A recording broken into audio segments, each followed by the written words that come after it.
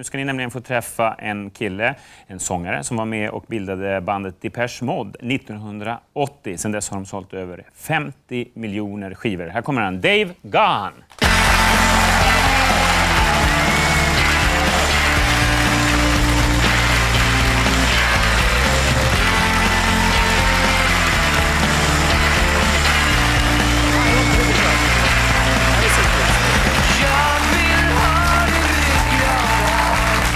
Do you want the carbonated water or the still water? I have both. Oh, I thought it was vodka. It is. No, it's not. We're careful with that. Cheers. Thank you. Welcome to Sweden. Thank you. What are your best memories of Sweden? I guess you've been here a couple of times now. I have a lot of good memories of Sweden. In fact, performing in this studio. Yeah, you were here in 1997. Yeah. Was Sweden one of the first markets that Depeche Mode exploded in?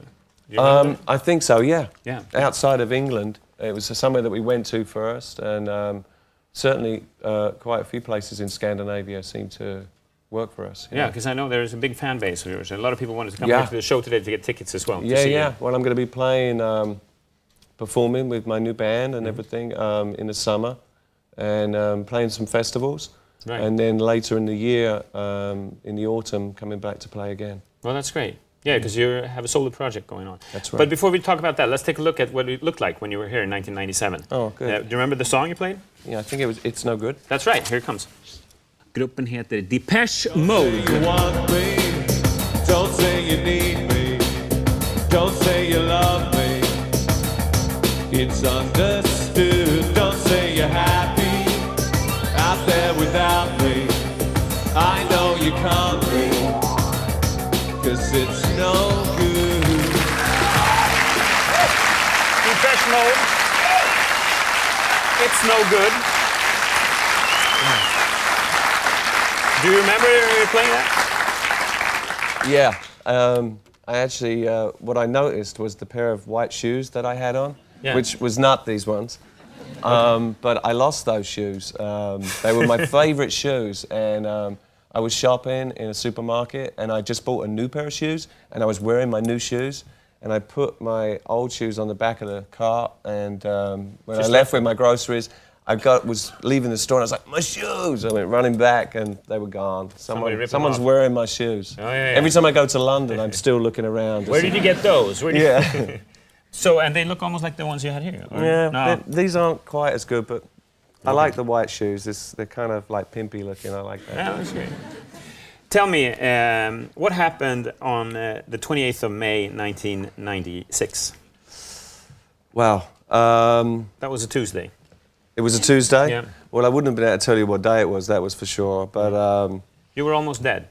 yeah, well, according to some of the doctors, you know, I did die for a couple of minutes, and lucky enough, they revived me, and really it was a start of a new beginning for me.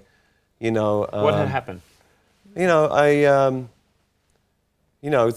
I'd got into a place in my life where I was using a lot of drugs and alcohol to kind of get through what I thought was my day, and like everybody's story with that stuff, I'd hit a bottom, and So you OD'd that night? Huh? yeah, that one, and many others too, but that was one when I was taken to hospital, and luckily a friend that was with me called 911. I was in Los Angeles, and I came to in hospital on the gurney, handcuffed to a policeman. Wow. Who was arresting me, and You're kidding? No. So not only did I die, I went to jail as well.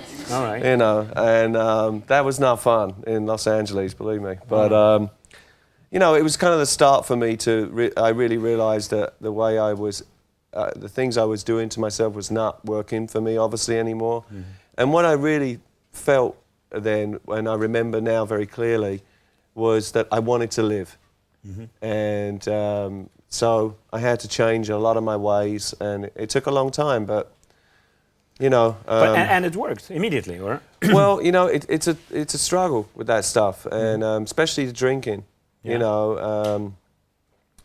as I'm sure some of you know, we have these crutches in life, and today, I can say honestly, for 7 years now, I haven't had a drink, and Well, that's good. there's things in my life that I have today that I mean a lot more to me today than all those things that I thought were really important. I have a wonderful wife and 3 children. A little girl that's waiting for me to come home tomorrow. She's 3 years old, called Stella Rose, and she said to me last night, "Daddy, I'm just waiting for you to come through the door." So Yeah. I have to ask you a question. Why not? What's with the birds?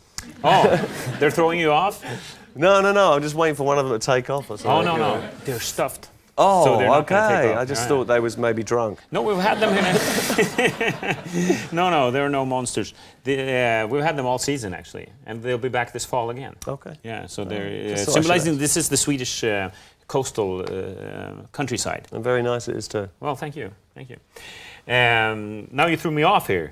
Yeah, because why I'm asking you about this drug. I wasn't really trying to change the subject. But Okay. yeah, No. Because the new album that has come out, or is coming out, your new solo, your first solo album, yeah. actually. Yeah. Paper Monsters. Uh-huh. I could guess that the title has something to do with the drinking and drug using period. Well, really, during the making of the album, I realised that I was working through a lot of my own fears of growing up, of changing, and we can't stop that process. And those are the Paper Monsters. Right? yeah, I think in life, quite often, I mean, I do anyway.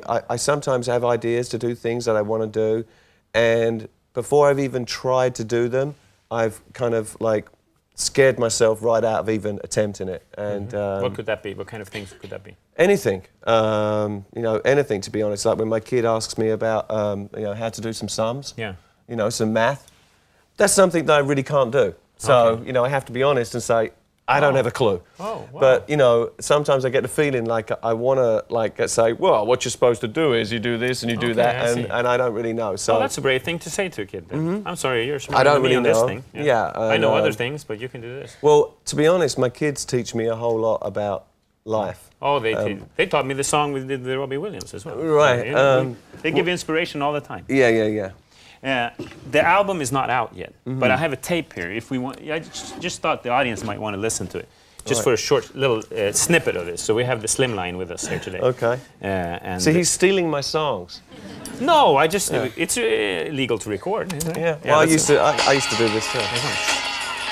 This is the first single, Sticky Floors. Dirty Sticky Floors. Dirty yeah. Waiting for the last time. That's you. That's me. For my friends change my mind.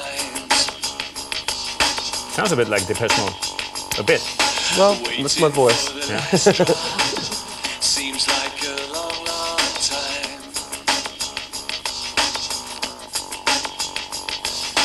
Maybe I should go back Bridge. home. I sit and wait right by the phone. Brain off the porcelain throne.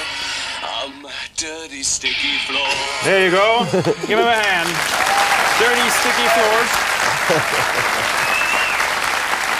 The whole album sounds great. Thank you very much. Does this mean that Depeche Mode no longer exists? I think I've been asked that question a lot over the last few weeks. I had to ask that. No, it's okay. And, I think that Depeche Mode will always exist because we've made so much music together. And I also think that there's always possibility of making another record together. We never really make a plan after we've finished a tour to go into the studio and make another record, but I certainly, Martin and I will probably get together at the end of this year. Because Martin's got a solo album out as well. Yeah, and we'll talk about it and we'll see what we want to do and see if there's an interest there to do it. But Okay, so nothing is said. There are no plans, but No plans. everything's Not open.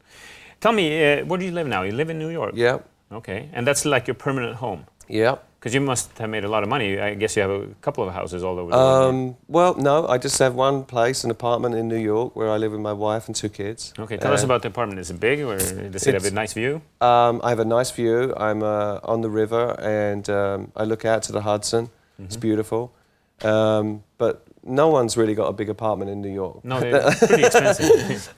Yeah, for what you get. But it's high up, or? Yeah, I'm pretty high up. Not that high, 10 floors. Okay.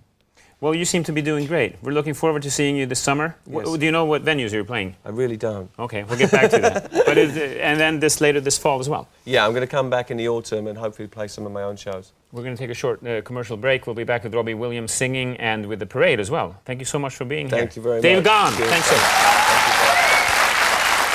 you. Great.